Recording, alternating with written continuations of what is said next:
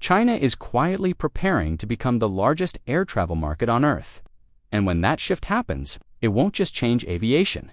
It could rewrite the balance of power in the global aircraft industry. Within the next decade, passenger traffic in China is expected to surpass the United States, creating demand for thousands of new airplanes, and not just small jets. We're talking about long-range wide-body aircraft capable of flying halfway around the world. For years, Boeing assumed it would dominate that future. But now, something unexpected is standing directly in the way, and it isn't Airbus, because while the world was focused on trade wars, sanctions, and geopolitics, a new competitor was quietly taking shape, one designed specifically to challenge Boeing's Dreamliner at the exact moment China needs it most. And the story of how that aircraft came to exist is tangled with global conflict, broken alliances, and a technological gamble that could either change aviation forever or collapse under its own weight. It all started when global sanctions reshaped the aviation landscape. After Russia's early moves into Crimea and eastern Ukraine, pressure from the West intensified. Aircraft purchases became complicated. Spare parts were harder to access. Maintenance pipelines began to dry up. For Russian civil aviation, especially on long-haul international routes, the situation was becoming critical. Wide-body jets, the backbone of global travel, were suddenly a liability instead of an asset. That growing isolation created a dangerous gap between East and West, a logistical void where long-range air travel struggled to survive. But for two countries facing increasing pressure from the same geopolitical forces, that void looked less like a problem and more like an opportunity. Behind closed doors, a joint plan began to form. China would bring funding, manufacturing scale, and industrial momentum. Russia would contribute decades of aerospace knowledge, aerodynamic research, and wide-body experience. Together, they would build a jet capable of standing toe-to-toe with the most advanced aircraft in the world. Not a narrow-body, not a regional experiment. A true long-haul wide-body designed to rival the biggest names in aviation. That aircraft was originally known as the CR-929. On paper, the partnership looked almost too perfect. A roughly 280-seat aircraft with intercontinental range. A direct competitor to the Boeing 787 and Airbus A350, China would handle production. Russia would shape the design. And both sides would finally have an alternative, free from Western pressure. For a brief moment, it seemed like a breakthrough that could permanently reshape the global aviation market. But reality had other plans. As tensions in Ukraine escalated into full-scale conflict, everything began to unravel. By 2022, Russia officially withdrew from the project, leaving the future of the aircraft in serious doubt. Some reports claimed Russian aerospace engineers were pulled away and reassigned to defense priorities. Others suggested deeper disagreements behind the scenes. Rumors spread that China pushed for full access to engine technology, a demand Moscow was unwilling to accept. Whatever the real reason, the alliance collapsed, and suddenly, the CR-929 was left in limbo. Without Russia's experience, critics questioned whether China could realistically finish a wide-body aircraft on its own. Skepticism spread fast. Some dismissed the project as stalled. Others quietly wrote it off as another ambitious plan that would never leave the ground. Then came the surprise. Earlier than expected, China announced that the aircraft, now renamed the C929, had officially entered flight testing preparations. Even more shocking, it was presented as a program built on independent intellectual property. And before certification was anywhere near complete, the jet had already received its first order. The customer wasn't just any airline either. It was China's flag carrier, openly backing the aircraft before the world had even seen it fly. That decision raised eyebrows everywhere, because once early technical details began to surface, it became clear that this wasn't just a stretched version of China's earlier aircraft. The C929 was something entirely different, a true wide body from the ground up, designed for ultra-long routes like Beijing to New York or Shanghai to London, with a range of roughly 12,000 kilometers and a passenger capacity that put it squarely in the same category as the Dreamliner. The message was unmistakable. China wasn't experimenting anymore. It was competing. And what caught experts off guard wasn't just the size, it was the construction. More than half of the aircraft's structure relies on carbon fiber composite materials, a level comparable to the most advanced Western jets. Titanium alloys strengthen critical sections while keeping weight down. The result is a lighter, stronger airframe designed for fuel efficiency, long-term durability, and lower emissions. On paper, the numbers were impressive, but performance alone wasn't the real statement. Inside the cabin, the C929 pushes even further. A wider fuselage means broader aisles, wider seats, and a noticeably more open atmosphere. A small difference that matters a lot on flights that last 15 hours or more. Advanced cockpit systems, intelligent lighting, and flexible cabin layouts were all built into the design from the start. Even the manufacturing process itself was ambitious, involving millions of components, thousands of test assemblies, and real-time health monitoring systems designed to detect issues while the aircraft is still in the air. It was bold, confident, almost defiant, and yet, despite all of that progress, one question refused to go away. How Chinese was this aircraft really? That question lingered for a reason, because beneath the polished presentations and confident announcements, reports began to surface that complicated the narrative. Despite repeated claims of technological independence, the C929 was still leaning heavily on foreign systems. According to multiple industry sources, COMAC had quietly signed agreements with overseas suppliers to support critical onboard functions. French firms were involved in braking and oxygen systems. American companies supplied sensors and electronic components. In fact, among the aircraft's core avionics providers, less than half were domestic. At first glance, that strategy made sense. Proven Western components meant higher reliability, faster development, and smoother paths toward international certification.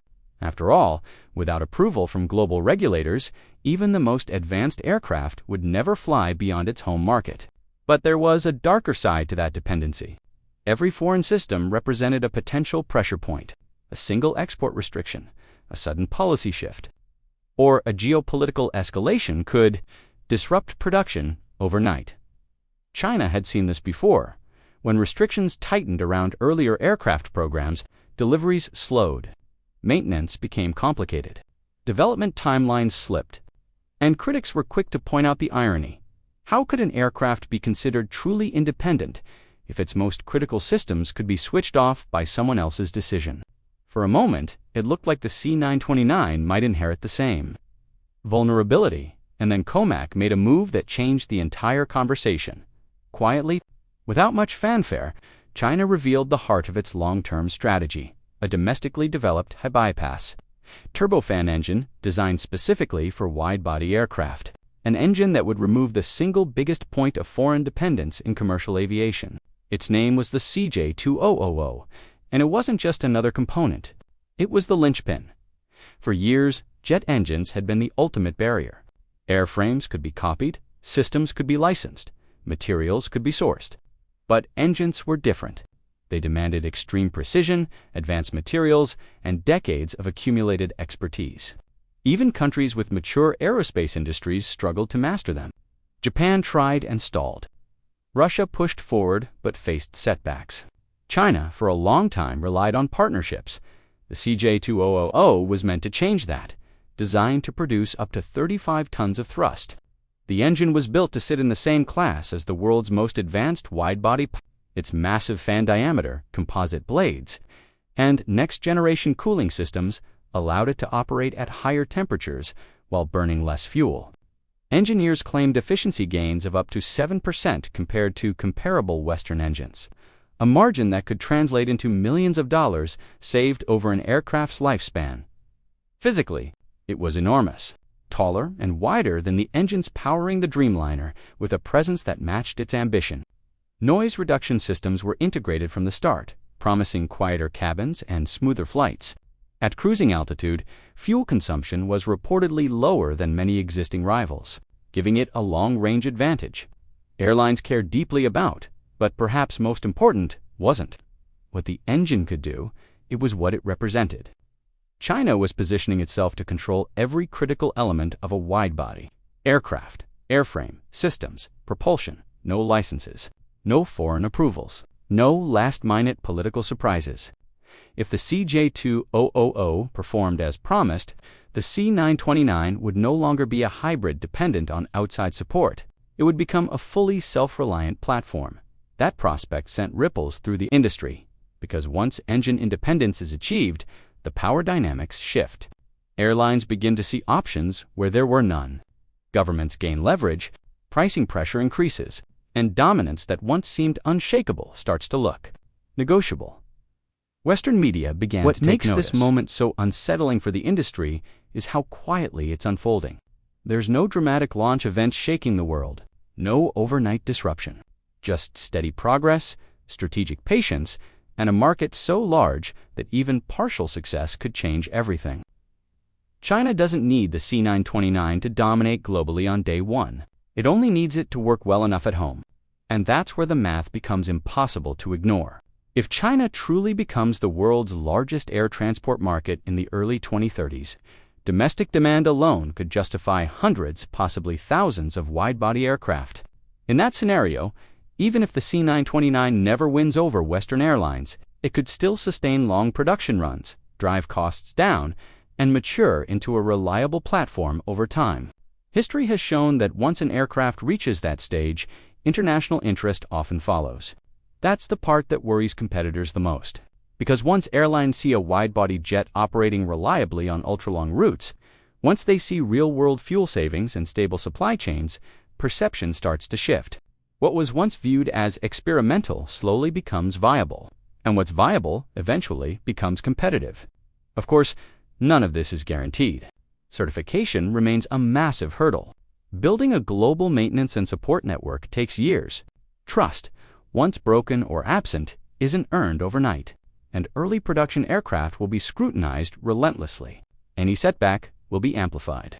Any delay will be used as proof that China moved too fast. But even those risks reveal something important. A decade ago, the idea that China could even attempt a homegrown wide-body jet was dismissed outright. 5 years ago, it was still considered unrealistic. Today, it's flying toward reality, backed by state support, national pride, and a domestic market large enough to absorb mistakes while learning from them. And that changes how the future looks. If the C929 succeeds, it won't just take market share. It will shift leverage. Airlines will have options. Governments will rethink dependencies. Pricing pressure will intensify, and the balance that has defined commercial aviation for generations will begin to tilt. Not suddenly, not dramatically, but permanently. Because disruption doesn't always arrive loudly. Sometimes it arrives quietly, piece by piece, until one day the industry wakes up and realizes the rules have already changed. And if that moment comes, historians may look back at the C929 not as just another aircraft, but as the turning point, the moment when global aviation stopped being a closed club and started becoming something far more unpredictable. And by the time the rest of the world fully understands what's happening, it may already be too late to stop it. That's why the most important part of this story isn't what the C929 is today, but what it represents moving forward. Because in aviation, timing matters just as much as technology. And China's timing couldn't be more precise. Global airlines are under pressure from every direction. Fuel costs remain volatile. Supply chains are fragile. Political tensions complicate long-term fleet planning. And manufacturers that once seemed untouchable are struggling with delays, quality concerns, and shrinking delivery schedules. In that environment, loyalty starts to weaken. Airlines don't just want the best aircraft anymore, they want alternatives. That's where the C929 quietly slips into the conversation. For Chinese carriers, the incentive is obvious. A domestically produced wide-body reduces exposure to foreign politics. It strengthens national industry. It aligns with long-term state planning. And for airlines like Air China, there's an added layer of symbolism. Operating a homegrown long-haul flagship becomes a statement of confidence. Not just capability, but the implications don't stop at China's borders. If COMAC proves it can deliver aircraft on time, maintain performance targets, and support operations reliably, other regions may start paying attention, countries facing their own political constraints. Airlines priced out of Western options. Governments seeking diversification. The same forces that once opened doors for Airbus decades ago could now open doors for China. Still, skeptics point to one unavoidable reality. Wide-body aircraft are unforgiving. One flaw can ground fleets. One overlooked issue can destroy trust. Boeing and Airbus didn't earn their dominance quickly. It took generations of experience, failures, and refinement. COMAC is attempting to compress that timeline dramatically. That's the gamble, and it's why the next few years will be decisive. The CJ2000 engine must perform not just in test flights, but in years of real-world operation. The supply chain must prove resilient under pressure. Certification hurdles must be cleared without shortcuts. And above all, the aircraft must earn trust where trust is hardest to win in the skies. If any one of those pillars fails, the C929 risks becoming a cautionary tale instead of a breakthrough. But if they hold, even partially, the consequences ripple outward. Boeing's dominance in China weakens.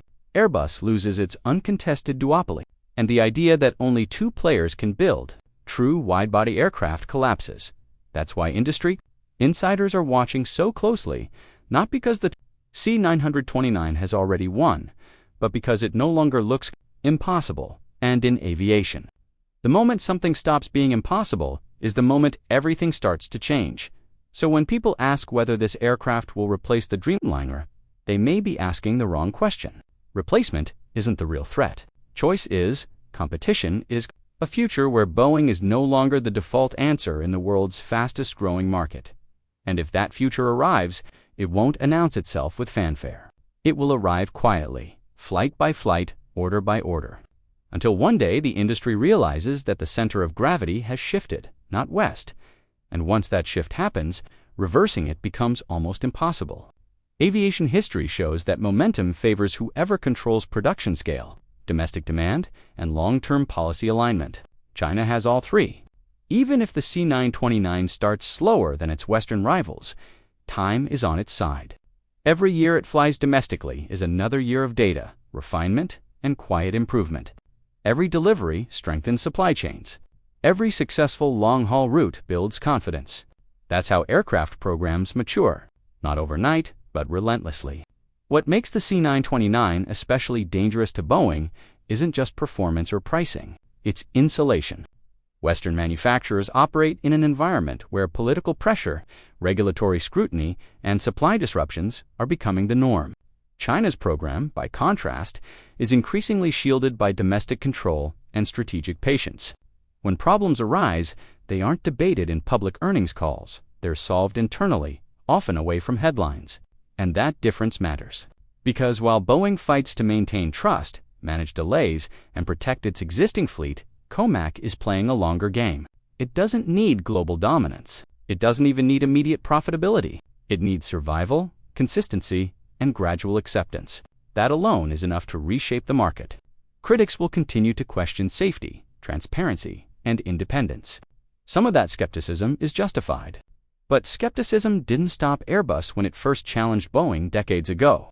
And it won't stop a country with the industrial capacity and political will to keep pushing forward, regardless of outside approval. That's the uncomfortable truth. The C929 may never replace the Dreamliner outright. But it doesn't have to. All it needs to do is exist reliably, competitively, and independently. Because the moment airlines believe they have a real alternative, the balance of power changes. Prices adjust, orders shift, influence weakens, and suddenly Boeing's hold on the future of long-haul aviation no longer looks guaranteed.